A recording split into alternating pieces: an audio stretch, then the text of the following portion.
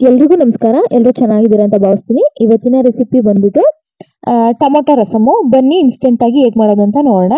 ಮೊದಲಿಗೆ ಇವಾಗ ಒಂದು ನಿಂಬೆಹಣ್ಣು ಗಾತ್ರದ ಹುಣಸೆಹಣ್ಣ ತಗೊಂಡು ಸ್ವಲ್ಪ ಬಿಸಿ ನೀರನ್ನ ಹಾಕೊಂಡು ಸ್ವಲ್ಪ ಹೊತ್ತು ನೆನೆಯೋದಕ್ಕೆ ಬಿಡ್ತಾ ಇದ್ದೀನಿ. ನಾವು ರಸಂ ಮಾಡೋದಕ್ಕೆ ಕೆಲವು ಪದಾರ್ಥಗಳನ್ನ ಕುಟ್ಟಿ ಪುಡಿ ಮಾಡ್ಕೊಳ್ಳೋದ್ರಿಂದ ರಸಂ ತುಂಬಾ ಚೆನ್ನಾಗಿ ಟೇಸ್ಟ್ ಬರುತ್ತೆ ಅಂತ ಹೇಳಿ 2 ಸ್ಪೂನ್ ಅಷ್ಟು ಜೀರಿಗೆ ಮತ್ತೆ 1 ಸ್ಪೂನ್ ಅಷ್ಟು ಕಾಳು ಮೆಣಸನ್ನ ಹಾಕೋತಾ ಇದ್ದೀನಿ. ಹಾಕೊಂಡು ಚೆನ್ನಾಗಿ ಜಜ್ಕೊಂಡು ಪೌಡರ್ ಮಾಡ್ಕೊಳ್ಳಿ.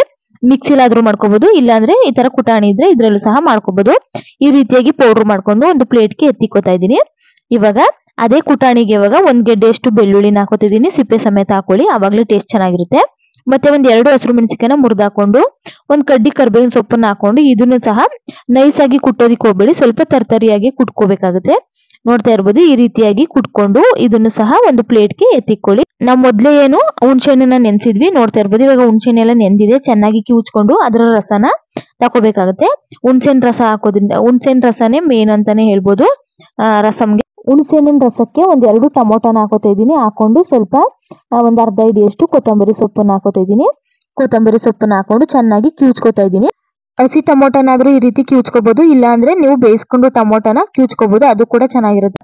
ಕೊತ್ತಂಬರಿ ಮತ್ತೆ ಟೊಮೊಟೊ ಮತ್ತೆ ಹುಣಸೆಹಣ್ಣು ರಸನ ಈ ರೀತಿಯಾಗಿ ಚೆನ್ನಾಗಿ ಕಿವುಚ್ಕೊಂಡು ಇಟ್ಕೊಂಡಿದ್ದೀನಿ. ನೋಡ್ತಾ ಇರ್ಬೋದು. ಇವಾಗ ಒಂದು ಪಾತ್ರೆನ ಇಟ್ಕೊಂಡು 2 ಟೇಬಲ್ ಸ್ಪೂನ್ ಅಷ್ಟು ಎಣ್ಣೆನ ಹಾಕೋತಾ ಇದ್ದೀನಿ. ಎಣ್ಣೆನ ಹಾಕೊಂಡು 1 ಸ್ಪೂನ್ ಅಷ್ಟು ಸಾಸಿವೆನ ಹಾಕೋತಾ ಇದ್ದೀನಿ.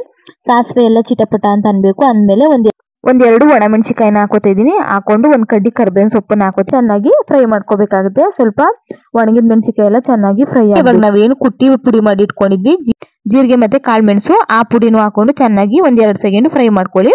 ಅದು ಘಮ ಎಲ್ಲ ಚೆನ್ನಾಗಿ ಬರುತ್ತೆ ನೋಡಿ. ಆ ಟೈಮಲ್ಲಿ ನಾವು ಬೆಳ್ಳುಳ್ಳಿ ಮತ್ತೆ ಹಸಿಮೆಣಸಿನಕಾಯಿನ ಕುಟ್ಟಿ ಇಟ್ಕೊಂಡಿದ್ವಲ್ಲ ಅದನ್ನು ಸಹ ಹಾಕೊಂಡು ಇದು ಅಷ್ಟೇ ಸ್ವಲ್ಪ ಸ್ಮೆಲ್ ಬರೋ ತನಕ ಫ್ರೈ ಮಾಡ್ಕೊಳ್ಳಿ 1-2 ಸೆಕೆಂಡ್. ಇವಾಗ ನೋಡ್ತಾ ಇರ್ಬೋದು ಆಲ್ಮೋಸ್ಟ್ ಚೆನ್ನಾಗಿ ಘಮ ಬರ್ತಾ ಇದೆ.